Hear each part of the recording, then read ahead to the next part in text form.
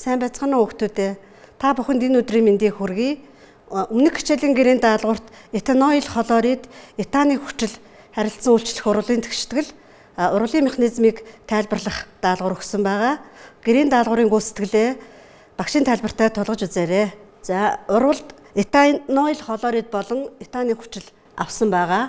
Урвал явагдаж эхлэхэд этаноил хлор дахь хлорийн атом этаноил хүчилдэх гидроксил бүлгийн устөрөгчийн атом салж, устөрөгчийн хлорид хий байдалтай ялгарч, этан хүчлийн ангидрид үүсдэг. За, энэ урвалын механизмыг тайлбарлая. Этаноил хлорид дахь карбонил бүлгийн электроны нэгтрэл хүчилтөрөгчийн атом руу төвлөрснөөр хүчилтөрөгчийн атом сөрөг туйлтай, нүрс төрөгчийн атом эерэг туйлтай болсон байдаг. Урвалын эхний шатанд этан хүчилдэх хүчилтөрөгчийн атом нэг чөлөөт хос электроноороо эерэг туйлтай нүрс төрөгчийн атом руу довтолдог. За, ингэснээр хоёрчийн холбоо тасарч нүрс төрөгчийн атом нэг талдаа хүчилтөрөгчийн эерэг цэнэгтэй онтой, нөгөө талдаа хүчилтөрөгчийн сөрөг цэнэгтэй онтой холбогдсон завсрын бүтээгдэхүүн үүсдэг. За, энэ шатанд нуклеофил нэгдэх хурал явагддаг. За, дараагийн шатанд завсрын бүтээгдэхүүн дэх сөрөг цэнэгтэй хүчилтөрөгчийн ион маань шинээр хоёрчийн холбоо үүсгэж улмаар хлорид атомын холбоо суларч хлорид ион үүснэ. За, үүссэн хлорид ион нь этан хүчлийн ангидрид дахь гидроксил бүлгийн устөрөгч рүү довтолж, за, ингэснээр устөрөгчийн хлорид хийм байдалтай ялгарч этан хүчлийн ангидрид үүсдэг. Энэ шатанд ялгаруулах хурал явагддаг. За, этан хүчлийн ангидрадаас олон тооны бүтээгдэхүүн гаргаж авдаг. За, энэ урвалын механизмыг нэгтгэж үзэх юм бол урвал хоёр шаттай явдаг, 3 алхам дамжин явагддаг байх нэ. За, энэ урвалын тэгшдэглийг ерөнхий байдлаар харуулбал, за, нуклеофил урвалж нь чөлөөт хос электронтой атом агуулсан байна. Чөлөөт хос электроноороо эерэг туйлтай нүрс төрөгчийн атом руу довтлоно. За, ингэснээр хлорид атомын холбоо суларч хлорид ион байдлаар үүснэ. Нуклеофил дэх устөрөгчтэй холбогдож устөрөгчийн хлорид хийм байдлаар ялгарч, за, бүтээгдэхүүн үүсдэг. Нуклеофилээс хамааран урвалын бүтээгдэхүүн олон янзаар үүсэх боломжтой. За, үүссэн урвалын бүтээгдэхүүнүүдийг химийн үйлдвэрт ашиглан олон төрлийн ахуй амьдралд хэрэгтэй бүтээгдэхүүнүүдийг гаргаж авдаг. За, үүний нэг чухал бүтээгдэхүүн ацил хлоридын хэрэглээний талаар судлаа. За, ацил хлорид нь карбон хүчнээс илүү өрчимтэй урвалд ордог. Иймд ацил хлоридыг спирт, фенол, амин хүчилтэй харилцан үйлчлүүлж олон төрлийн бүтээгдэхүүн гаргаж авдаг. За, энд ацил хлоридаас гаргаж авсан бүтээгдэхүүний зургууд харагдаж байна. За, ацил хлоридаас этан хүчлийн ангидрид гаргаж авч, за, этан хүчлийн ангидридаас олон төрлийн бүтээгдэхүүн гаргаж авдаг. Тухайлбал хөдөө аж ахуйд хэрэглэдэг пестицид, хунцар, полимер, асприн, угаагч бодисуудыг гаргаж авдаг. За, үүнээс асприны талаар судлаа. За, асприныг салицилийн хүчил болон этан хүчлийн ангидридаас лабораторид гаргаж авч болно. За, асприн гаргаж авах туршилтын бичлэгийг үзье. За, 2 г салицилийн хүчлийг хунцар савнд жигнэж авна. За, хунцар савтай хүчлээ 100 мл-ийн шувтан колбонд нямбаа хийн.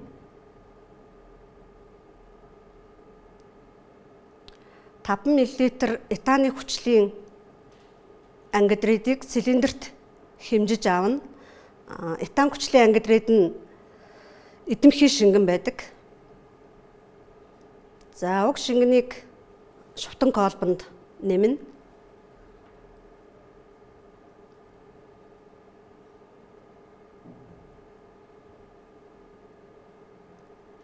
За, дээрэс нь 5 тусал концентрацтай хүрээ хүчил нэмнэ. Салицилийн хүчлийг бүрэн уустал зөөлөн сэгсрэнэ. Сайн сэгсэрч уусгана.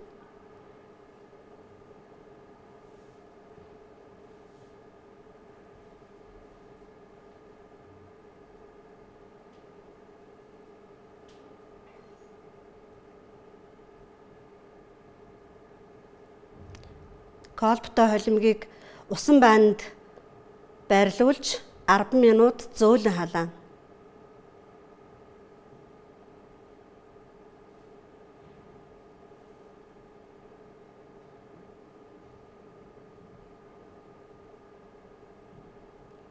Колбтой холимгийг өрөөний температурт хүртэл хөргөнө.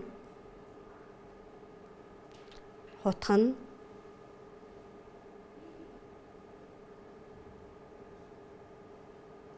Колбыг мөстэй байнд байрлуулж огцом хөргөнө. Колбны хананд наалтсан талстуудыг хусаж буулгана.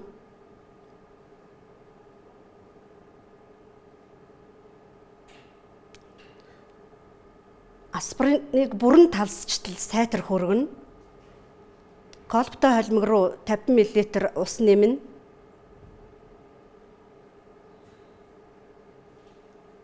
За колбыг дахин мөстэй байнд байрлуулан хөргөнө. Вакуум фильтрийн цаасыг усаар норгоно. Талст бүхий уусамлаа шүүлтүүрийн цаастаа вакуум шүүлтүүрт шүүн. За вакуум шүүлтүүр нь носоос ашиглан ажилдаг. Хурдан шүүдэг.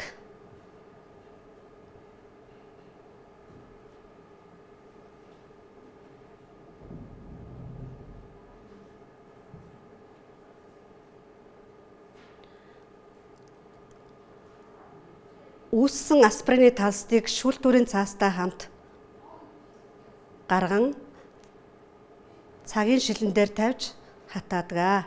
Ийм алхмуудаар аспириныг гаргаж авдаг. За одоо аспирины хэрэглээний талаар ярилцъя. За аспирин нь толгой өвдөлт болон халууралтыг эмчлэхэд хэрэглэгддэг. Аспириныг удаан хугацаагаар бага тунгаар хэрэглэснээр цус шингэрч, зүрхний шигдээс болон цус арвахаас урьдчилан сэргийлдэг. За аспирин нь зарим төрлийн хорт авдраас урьдчилан сэргийлэхэд үр дүнтэй байдаг гэж үздэг байна. За түүнчлэн аспириныг ахуйд өргөнөөр хэрэглэдэг. За бид 12 дугаар ангийн сурагчдад зориулсан химийн теле хичээлээр карбон хүчлийн уламжлалын хим шинж, гарган авах хэрэглээ, урал явагдах механизм, ацет хлоридын хэрэглээ, аспирин гаргаж авах уралын талаар судаллаа. Одоо үзэл судалсан сэдвүүдэд дүгнэж ярилцгаая. Карбон хүчлүүд бол сул хүчил. За карбон хүчлийн хажуугийн нүрс зүрхчийн атом нь электрон акцептор атомуудтай холбогдсон бол илүү хүчлэг шинжтэй болдог. За эндээс үзэхэд трипотор этаны хүчил нь илүү хүчлэг шинжтэй, этаны хүчил одоо сул хүчтэй хүчлэг шинжтэй байдаг. За ацет хлоридыг гаргаж авах талаар бас судалсан байгаа.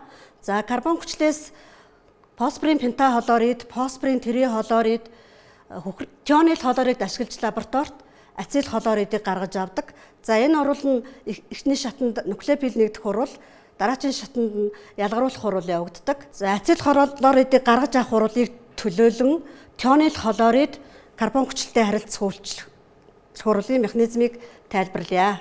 Урвалын эхлэлийн шатанд тионил хлорид дахь хүхрийн атом нэг чөлөөт хос электроноороо карбонил бүлэгдэх нүрс зүрхчийн атом руу довтолдог. За ингэснээр тионил хлорид дахь хлорийн атомын холбоо суларч эхэлнэ. За улмаар хлорид ион үүсдэг. За энэ шатанд тионил хлоридтай холбогдсон завсрын бүтээгдэхүүн үүснэ. Энэ урвал нь бол нуклеофил нэгдэх урвал байдаг. Улмаар салсан хлорийн ион ус төрөгчийн ионыг өөртөө татаж, ус төрөгчийн хлорид хим байдлаар ялгарч, хүхрийн диоксид хим байдлаар ялгарч ацет хлорид үүсдэг. За ацет хлоридыг гаргаж авах урвалын 3 аргыг харуулсан байна. За урвалын тэгшлэлийг ерөнхий хэлбэрээр бичсэн байна. За карбон хүчил нь фосфорын трихлоридтай үйлчлэхэд ацет хлорид фосфорын метахүчил үүсдэг. За карбон хүчлийг тионил хлоридоор үйлчлэхэд ацет хлорид болон ус төрөгчийн хлорид, хүхрийн диоксид ялгардаг. За энэ урвалууд энэ тэгштгэлийг ерөнхий тэгштгэлээр харуулбал нуклеофил уруулж чөлөөт хос электроноор карбонил бүлгийн нүүрс төрөгч рүү довтлно. За үүний улмаас ус төрөгч, хүчил төрөгч салж одоо холоороор халагддаг. За ингээд нуклеопил уруулж маань хүчил төрөгч, ус төрөгчтэй нэгдсэн олон нэгдлүүдийг үүсгэж болдог. Ацил хлоридын хим шинжийг тайлбарлая. За ацил хлорид нь бол карбон хүчлээс илүү эрчимтэй уралд ордог. Ацил хлоридыг усаар шингэлэхэд цагаан уур гарч ус төрөгчийн хлорид хий байдлаар ялгарч карбон хүчил үүсдэг. За энэ урлын механизмыг тайлбарлая. За энэ урлын нэгдүгээр шатнд нуклеопил нэгдэх урал байдаг. Усны молекул дахь хүчил төрөгчийн атом нэг чөлөөт хосоороо карбонил бүлгийн эерэг туйлтай нүүрс төрөгчийн атом руу довтолдог. За үүний улмаас хоёрчийн холбоо салж нэг талдаа усны молекулын хүчил төрөгчийн эерэг туйлтай атом ионтой, нөгөө талдаа хүчил төрөгчийн сөрөг ионтой холбогдсон завсрын бүтээгдэхүүн энэ шатнд үүсдэг. За үүссэн завсрын бүтээгдэхүүн дэх хүчил төрөгчийн сөрөг цэнэгтэй ион дахин шинээр хоёрчийн холбоо үүсгэн ингэснээр холоорын атомын холбоо суларч холоор ион байдлаар салдаг. Улмаар салсан холоорын ион усны молекул дахь ус төрөгчийн ионыг өөртөө татснаар ус төрөгчийн холоорид хим байдлаар ялгарч карбон хүчлийг үүсгэдэг. За дүгнэлт 4 ацил хлоридын хим шинжийн талаар ярилцъя. За ацил хлоридууд нь спирт фенолтой харилцан үйлчилж эпир үүсгэдэг. Эдгээр бодисууд нь усны молекултай адилхан гидроксил бүлэг агуулдаг учраас урлын механизм нь яг адил явагддаг. За үүнийг ацил хлорид фенолтой харилцан үйлчлэх урлын механизм дээр жишээлэн тайлбарлая. За фенолийн молекул дахь хүчил төрөгч нэг чөлөөт хосоороо ацил хлорид дэх карбонил бүлгийн эерэг туйлтай нүүрс төрөгч рүү довтлно. За ингэснээр хоёрчийн холбоо тасарч нэг талдаа хүчил төрөгчийн эерэг цэнэгтэй ион, нөгөө талдаа сөрөг цэнэгтэй ионтой холбогдсон завсрын нэгдэл үүсдэг. Улмаар завсрын бүтээгдэхүүн дэх сөрөг цэнэгтэй хүчил төрөгчийн ион дахин шинээр хоёрчийн холбоо үүсгэж холоорын атомын холбоо суларснаар холорид ион байдлаар салдаг. За салсан холоорын ион нь фенол дахь гидроксил бүлгийн ус төрөгчийг татснаар ус төрөгчийн холорид хим байдлаар ялгарч фенил этаноот буюу эфир үүсдэг. Энэ механизм байгаа. За энэ урлын механизмыг ерөнхий хэлбэрээр авч үзсэн байна. За нуклеопил нэг чөлөөт хосоороо ацил хлорид дахь эерэг туйлтай нүүрс төрөгчийн атом руу довтлно. За ингэснээр холоорын атомын холбоо суларч холоорын ион үүснэ. За салсан холоорын ион нь нуклеопил уруулж дах ус төрөгчийн ионыг өөртөө татан ус төрөгчийн холоорид үүсч за бүтээгдэхүүн үүсдэг. За одоо өмнө үтсэн хичээлүүдэд баттгаж дасгал ажиллацгаая. За дасгал 1 бутаноил хлоридын бүтцийг дурдсална.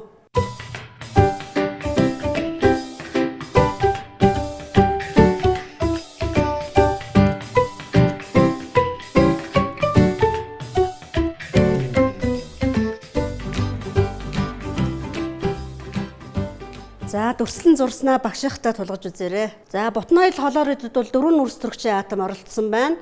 За карбонил бүлэг дээр хлор суусан байх ёстой. За B1 бутаны хүчлээс лабораторид бутаноил хлорид гаргаж авах шаардлагадах урвалжийг нэрлэж томьёог бичнэ.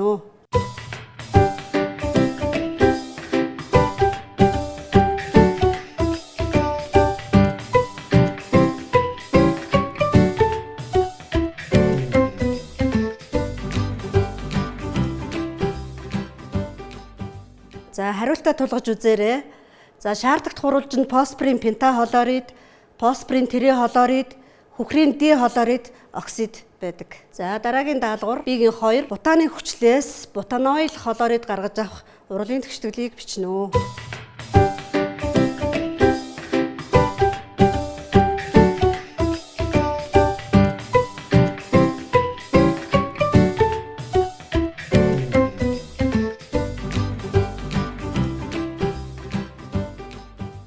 За бид түрүүн ацил хлорид гаргаж авах урлагийн тэгшдэглийг ерөнхий хэлбэрээр бичсэн байгаа. За тэрийгээ сэргээнж санаарай. За бутааны хүчлээс бутаноил холоорид гаргаж авах 3 аргын урлагийн тэгштгэл бичсэн байна. За эхний урвал дээр бутааны хүчил фосфорын пентахолооридтэй үйлчилж бутаноил холоорид, фосфорын терехолоорид оксид, устрагчийн холоорид үүссэн байна. За хоёр дахь урвалд бутааны хүчил фосфорын терехолооридтэй харилцан үйлчлэхэд бутаноил холоорид, метафосфорын хүчил үүссэн байна. Гурав дахь тэгшгэлд бутааны хүчил тионил холооридтэй харилцан үйлчлэхэд бутаноил холоорид, хөхрийн диоксид, устрагчийн холоорид үүссэн байдаг. За Б-ийн 3 бутааны хүчил нь 2 холоор бутааны хүчлээс илүү сул хүчил байдаг. Яагаад гэдгийн шалтгааныг тайлбарлана.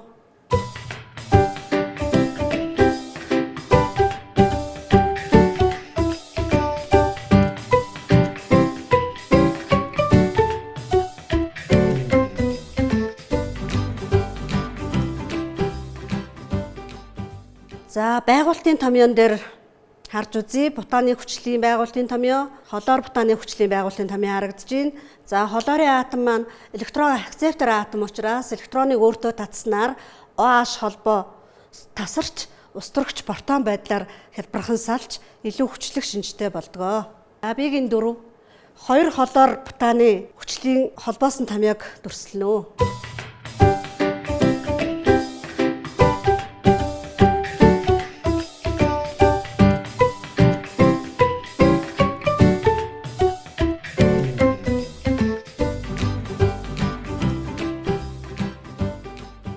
За хоёр холоор бутааны хүчлийн холбоосон томьёог бичсэн байдал харагдаж байна. За холбоосон томьёог бичихдээ нүрс төрөгчийн зураасаар тэмдэглэнэ. За нүрс төрөгч устрагчоос бусад атомуудыг химийн тэмдгээр нь функционал бүлгүүдийг бас тэмдэглэж өгдөг. За ингээд карбонил бүлгээс эхлэн дугаарлахад 2 дугаар нүрс төрөгчдөр бол холоор суусан байх нэ. За Б-ийн 5 хоёр холоор бутааны хүчлээс илүү хүчлэг холоор агуулсан бутааны хүчлийг нэрлэнэ.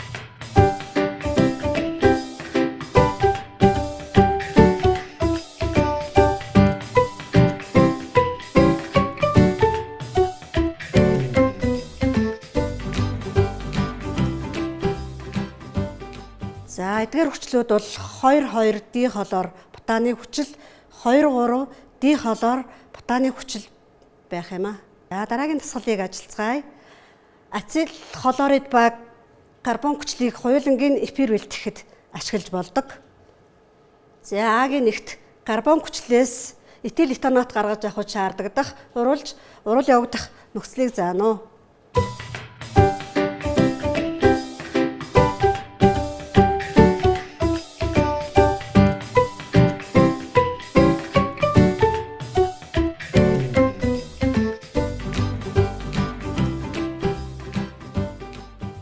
За бичснээ багшаахтай тулгаарай.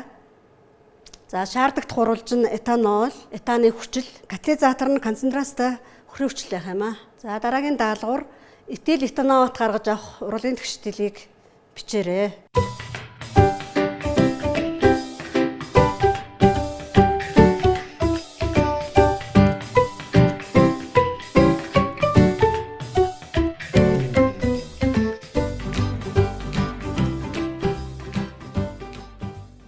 За бичсэн тэгшгэлээ багшийн бичсэнтэй тулгаарай. Этанол болон этаны хүчлээс этил этанот үүсдэг, буюу эфир үүсдэг. За тэгээд ус ялгардаг. За энэ урвал нь бол тэнцвэр тогтож явагддаг юм урвал байгаа. За Б-гийн 1 арил холоридоос этил бензоот гаргаж авахд шаардлагатай урвал явагдах нөхцөлийг заана.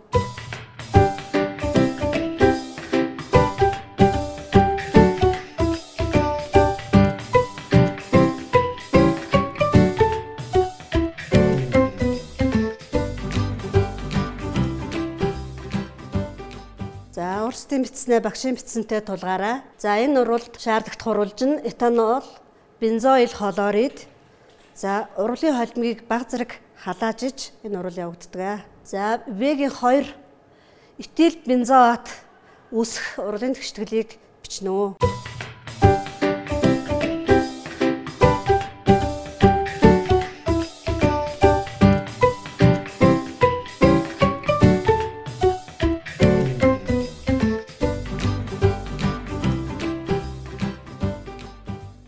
За этанолыг бензоил хлоридтай оруулахад урлагийн дүнд этил бензоат буюу эфир, за мөн ус үүсч энэ урвал маш хурдан явагддаг үйл эргэх урал байдаг юм аа. За өнөөдрийн хичээлээр ацил хлоридын хэрэглээ, гарган авах, хийм шинж, за явагдах урлуудын механизм, түүнчлэн аспирин гаргаж авах урлын механизм зэргийг үзэж судаллаа. Телевиз хичээлээр үзэж судалсан хичээлүүдэд баттгаж шалгалтандаа сайтар бэлдээрээ амжилт хүсье.